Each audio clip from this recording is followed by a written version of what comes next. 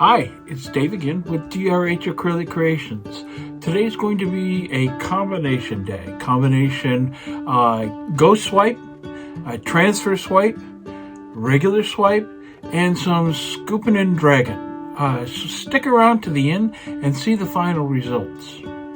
Okay, I already put down the PPG before this, and I'm putting down a small puddle to have something to work with underneath my paint layer. So what it's going to do is I'm creating a puddle over on the side where I'm going to put my interference colors down in the basically a rainbow pattern. The first was red, orange, now it's green, will be followed by blue, and finally violet.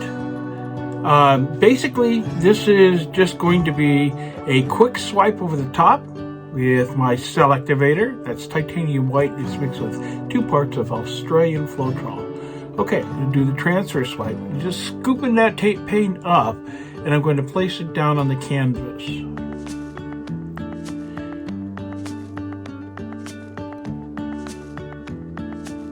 Now, this is a repurposed canvas, and I didn't want to waste it. I didn't like the painting that was underneath it. So I scuffed it up a bit and put down the paint on top of it. Okay, this is this S curve you see here. That is my sapphire. This is Flamingle or the Afterglow. This is brilliant blue, followed by Flamingle, unicorn, and my titanium white cell activator. Next is brilliant blue, Crescendo, and Afterglow, and with Dioxizine purple cell activator under that. So now I'm going to scoop and I'm going to drag. Just want to get some more flow, some things to work with. I think I end up changing out this tool here in just a second.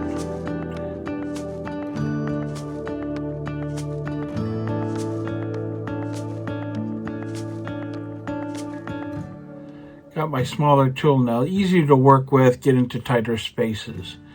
You have to use the tool that you're most comfortable with. I have a number of swiping tools that I've gotten from various sources.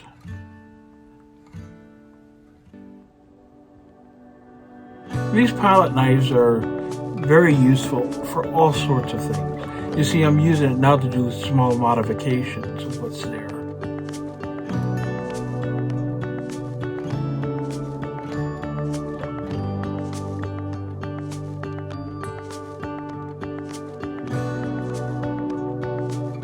Okay, do some stretching.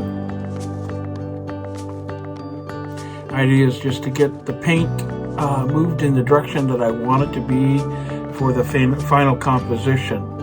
I'm kind of making those decisions now.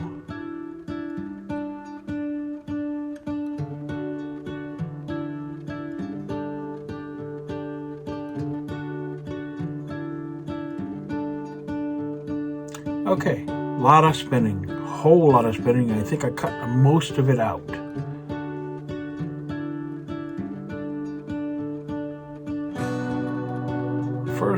The first spins are always soft, and then they get faster because I need to get the paint off the canvas so I don't get crazing and cracking.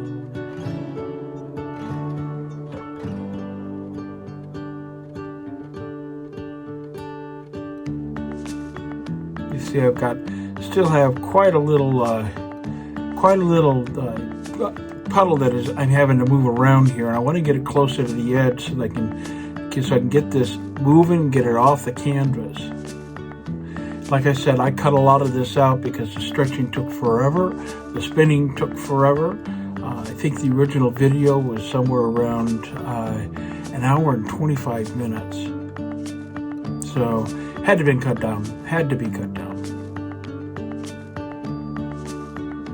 And just checking the sides, making sure I've got something to move across the side, and finally we'll finish the spinning off.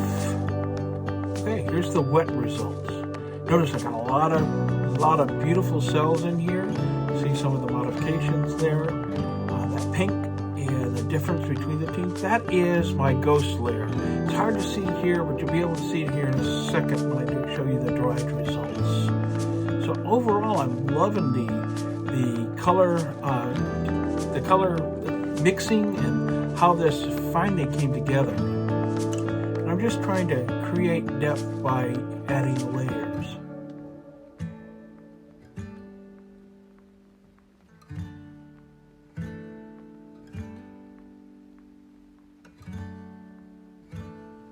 Okay, here's the dried and resin results. You can see that interference colors there across the top. They really did work beautifully. It dried exactly the way you saw it in the wet results. If you'd like to help, leave a like, subscribe, and ring the bell for notifications of future videos. It really does help, and it's absolutely free.